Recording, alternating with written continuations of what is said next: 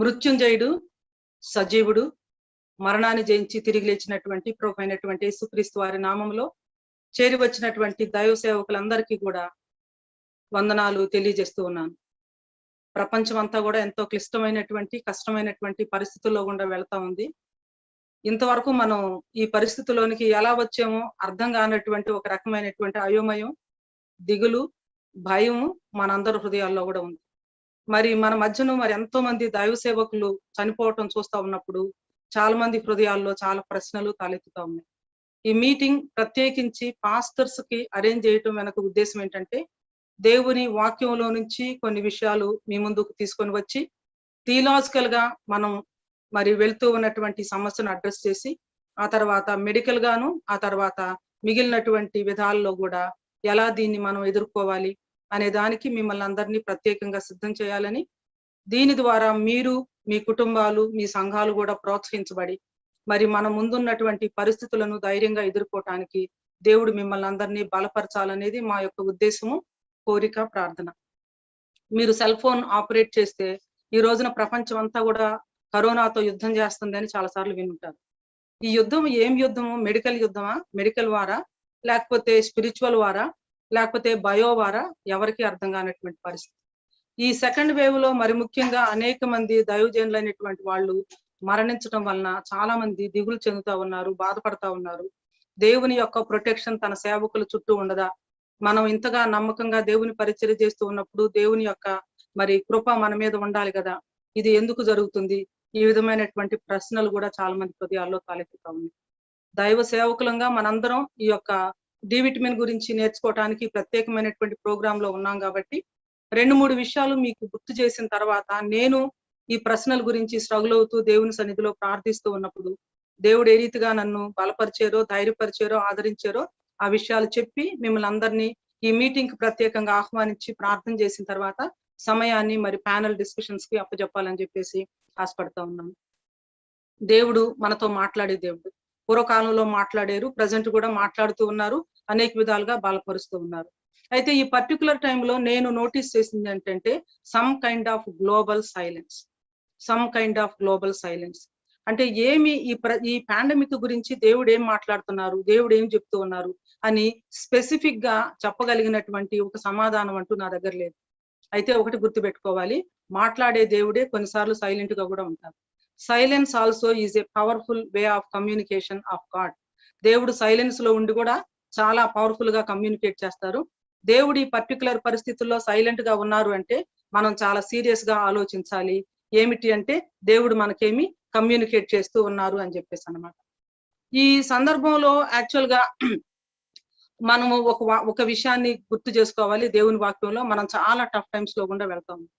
చాలా tough times లో గుండా వెళ్తున్నప్పుడు దేవుని వాక్యంలో చెప్పిన విధంగా we should have a right kind of spirituality of the body. చాలా మంది దైవ సేవకులకి వారి ఆరోగ్యాన్ని గురించి కానీ, వారి దేహాన్ని గురించి కానీ సరైనటువంటి అవగాహన కలిగి ఉండరు. యేసుక్రీస్తు ప్రభు వారు భూమి మీదకు ప్రవేశించేటప్పుడు హెబ్రీయులకు రాసిన పత్రికలు ఏమన్నారంటే, నీవు నాకు ఒక శరీరమును సిద్ధపరిచితివి, ఆ శరీరముతో నేను నీ చిత్తము చేయుటకు వచ్చి ఉన్నాను అంటారు. శరీరాన్ని దేవుడిచ్చింది దేవుని చిత్తాన్ని చేయటానికి. ఆ శరీరాన్ని కాపాడుకోవటం, ఆ శరీరాన్ని గురించినటువంటి సరైన శ్రద్ధ కలిగి ఉండటం, ఆ శరీరంలో ఏం జరుగుతుంది ఏమిటి అనేది మనము మరి తెలుసుకోవటం, ఇవన్నీ కూడా మన ఆధ్యాత్మికతలో భాగంగానే నేను భావిస్తూ ఉన్నాను. మరి ఈ మధ్య కాలంలో చాలా మంది దైవ సేవకులు మరి చనిపోవటం అనేది చాలా మందికి కలవరాన్ని, బాధను కలిగించింది. 2 విషయాలు మీకు ఈ విషయంలో నేను గుర్తు చేయాలని చెప్పేసి ఆశపడతా ఉన్నాను. క్రైస్తవులంగా ఏ పరిస్థితినైనా తట్టుకోగలిగినటువంటి ధైర్యము, సత్తా ఎవరికి ఉందంటే క్రైస్తవులకే ఉంది. మరణాన్ని జయించి తిరిగి లేచినటువంటి ప్రభు మనకున్నాడు కాబట్టి, చనిపోయి మరణించి సమాధిలో పెట్టినా కూడా బయటికి ఎలా రావాలో మార్గం తెలిసినటువంటి దేవుడు మనకున్నాడు కాబట్టి, ఈ పరిస్థితులను సమర్థవంతంగా ఎదుర్కొనగలిగినటువంటి సత్తా ఎవరి దగ్గర ఉందంటే దైవ సేవకుల దగ్గర ఉంది, దైవజనుల దగ్గరే ఉంది.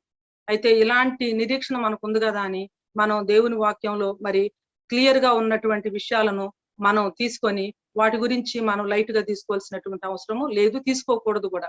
కాబట్టి we have to be very careful, we need to be very careful. మనం జాగ్రత్తగా ఉండాలి, శ్రద్ధగా ఉండాలి. మన ఆరోగ్య విషయంలో తీసుకోవాల్సినటువంటి శ్రద్ధ తీసుకోవాలి. ఒక చిన్న విషయాన్ని నేను మీకు చెప్తాను. యుద్ధానికి వెళ్తున్నామని చెప్పేసి యుద్ధ రంగంలో ఉండవలసినటువంటి ఆ యుద్ధ రంగానికి అవసరమైనటువంటి ఆర్మరీ ఉంటది అన్నమాట, వస్త్రధారణ ఉంటుంది. అవి లేకుండా వెళ్ళామనుకోండి ఏమవుతారంటే క్షతగాత్రులు. చాలా సార్లు ఈ కరోనా వారిలో కూడా మనం చాలా లైట్ గా తీసుకోవటం వలన చాలా మంది నష్టపోయేమేమో అని చెప్పేసి అనిపిస్తుంది. రెండోది, this is a war time. All the world is going through something very very different, very very peculiar, very very చాలా ట్రమాటిక్, బాధకరమైనటువంటి పరిస్థితుల్లో గుండా వెళ్తా ఉన్నాం. There is no doubt about it.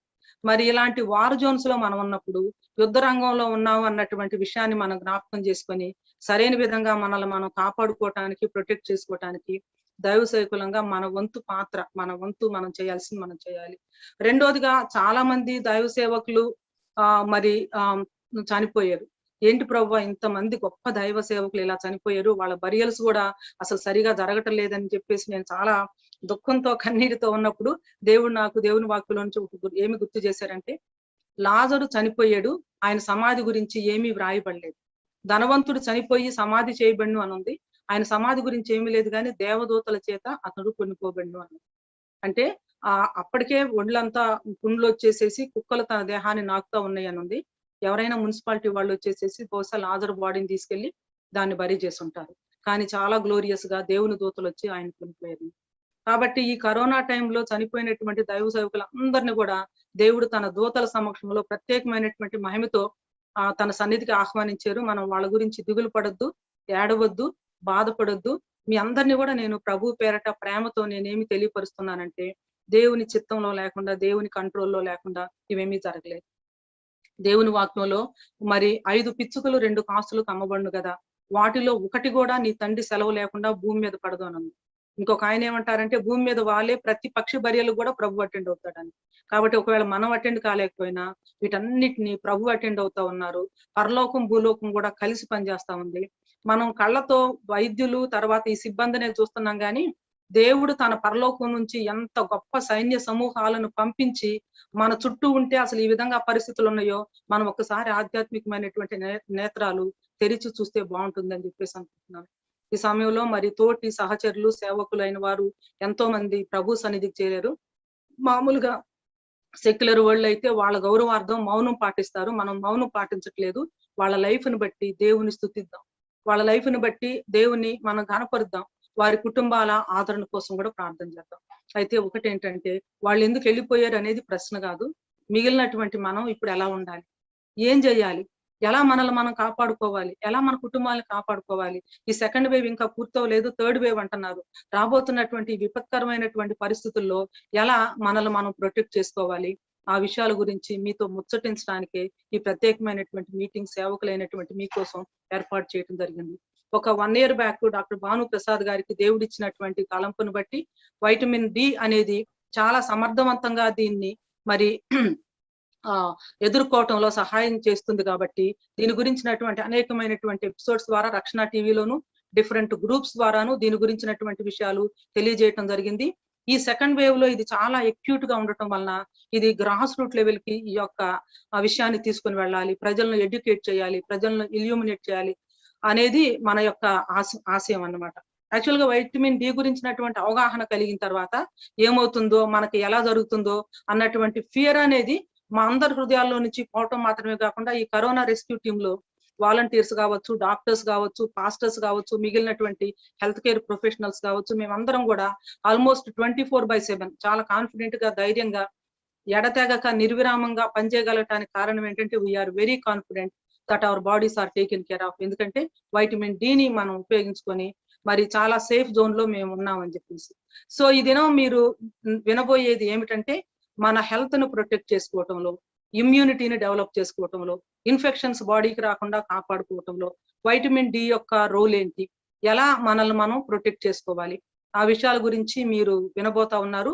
ఈ టీమ్ లో ఉన్నటువంటి వాళ్ళందరూ మీకు ఇన్విటేషన్ లో ఉన్నట్లుగా ఈ మంచి వార్తను అనేకులకు పంచుకోకుండా ఎలా ఉంటాం, ఇది గొప్ప శుభదినం.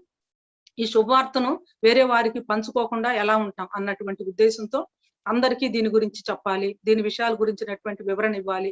ఎవరికైతే కనీసం ఆక్సిజన్ సప్లై లేదో, మెడిసిన్ సప్లై లేదో, డాక్టర్ అందుబాటులో లేదో, అలాంటి మరి రిమోట్ ప్లేసెస్ కూడా దీని గురించినటువంటి నాలెడ్జ్ వెళ్తే వారు ఈ పర్టికులర్ పాండమిక్ టైమ్స్ లో ధైర్యంగా ఉండటం మాత్రమే కాకుండా మరి వేరే వాళ్ళకి హెల్ప్ చేయటం మాత్రమే కాకుండా తమ బాడీస్ ని, తమ కుటుంబాలని, బిడ్డల్ని, వాళ్ళ సంఘాలని కూడా కాపాడుకోవటానికి, అంతేకాకుండా తీసుకోవాల్సినటువంటి శ్రద్ధ అంతా కూడా తీసుకోవటానికి ఇది మీకు ప్రోత్సాహకరంగా ఉంటదని చెప్పేసి నేను భావిస్తా ఉన్నాను.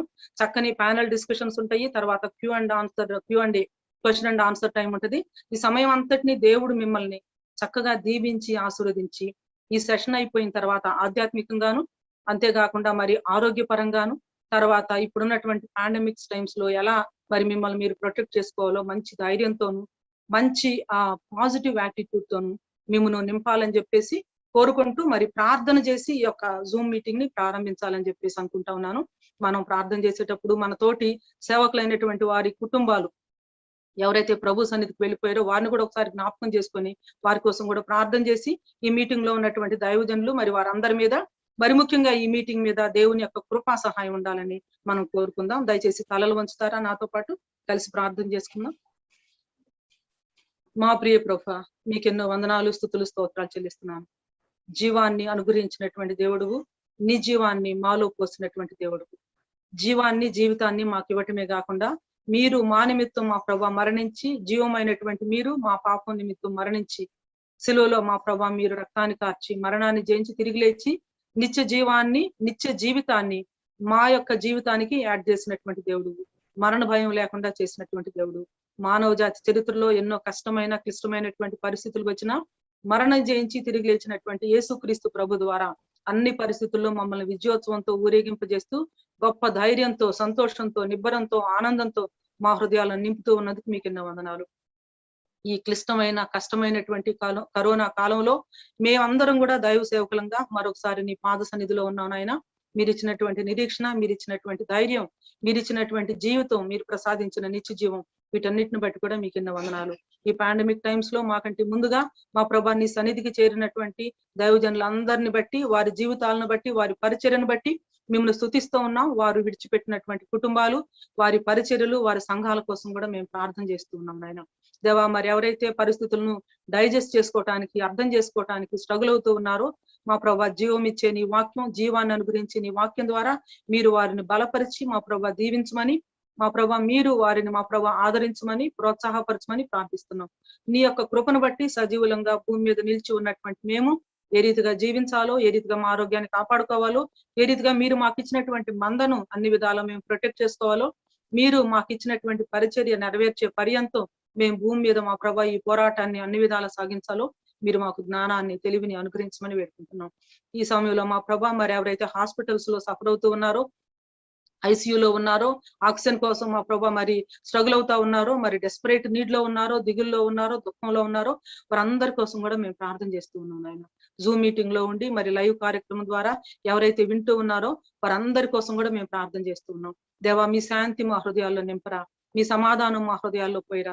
మీ పేరు సమాధానకర్త కదా, మీ సమాధానాన్ని, శాంతిని, సంతోషాన్ని మా హృదయాల్లో మీరు నింపి ఈ కార్యక్రమం ద్వారా మాకు గొప్ప కనువిప్పు, ఒక ధైర్యము, మా ప్రభా ఒక అవగాహన మా ప్రభా మీరు అనుగ్రహించి మా ముందున్నటువంటి క్లిష్టమైనటువంటి రోజుల్లో ధైర్యంతో, నిరీక్షణతో, ప్రోత్సాహంతో, బలంతో నీతిమంతులు సింహం వలె ధైర్యంగా ఉంటారన్నావే దేవా. మా ప్రభా నిన్ను ఆశ్రయించే వారికి మా ప్రభా మీరు తోడుగా ఉంటానన్నారే. మీ వాగ్దానాలను మేము స్వతంత్రించుకొని దేవా వాటి వెలుగులో మరి మా ప్రభా మేము ముందుకు నడవటానికి సహాయం చేయమని మరొకసారి మా ప్రభా ప్యానల్ అందరినీ కూడా మీ యొక్క హస్తాల్లో పెట్టుకుంటూ ప్రతి ఒక్కరూ మరి ప్రజెంట్ చేయబోయేది మరి ఎంతో మీనింగ్ఫుల్ గా, ఎంతో అప్లికబుల్ గా, వారి యొక్క పరిస్థితికి మా ప్రభా ఎంతో ఆదరించేదిగా వారు అప్లై చేసుకోవటానికి వీలుగా ఉండేటట్లు సహాయం చేయండి. Q&A టైంని జ్ఞాపకం చేసుకోండి. ముఖ్యంగా మీ దైనదాసుడు ప్రభా డాక్టర్ భానుప్రసాద్ మీరు జ్ఞాపకం చేసుకొని తనకు మీరు ఇచ్చినటువంటి యొక్క నాలెడ్జ్ ను, అండర్స్టాండింగ్ ను అనేకులకు అందించి మా ప్రభా తన వంతు నిర్విరామంగా ఎంతో కృషి చేస్తూ ఉండగా తనను, తన కుటుంబాన్ని కూడా మీరు దీవించి ఆశీర్వదించమని మీటింగ్ యాంకర్ చేస్తున్నటువంటి ప్రకాష్ ను మరొకసారి మీ హస్తాల్లో అప్పచెప్పుకుంటూ యేసుక్రీస్తు వారి శ్రేష్టమైన నామంలో ప్రార్థించి స్తుతించి వేడుకుంటున్నాను తండ్రి. ఆమేన్.